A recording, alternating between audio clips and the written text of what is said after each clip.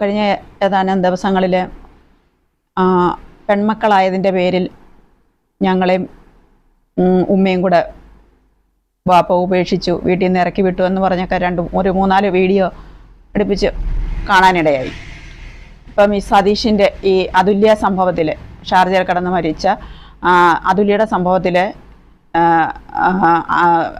അവരുടെ ഭർത്താവ് സതീഷും അതേ നിലപാട് തന്നെയാണ്.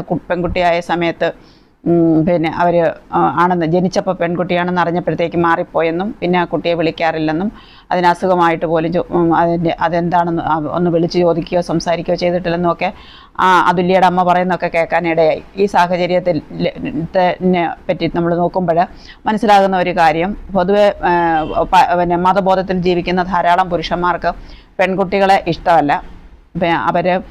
അവർക്ക് അവരുടെ മരണാനന്തര ചടങ്ങുകൾ നടത്തുന്നതിന്, പിന്നെ മുതൽ വീട്ടിലേക്ക് കൂട്ടുന്നതിന് വേണ്ടിയിട്ട് അവർക്ക് ആണിനെയാണ് വേണ്ടത്. പിന്നെ പെൺകുട്ടികളാണെന്ന് പറയുമ്പോൾ അവർക്ക് ഭയങ്കരമായ ഇറിറ്റേഷൻ ഉണ്ടാകുന്നതായിട്ട് കാണാറുണ്ട്.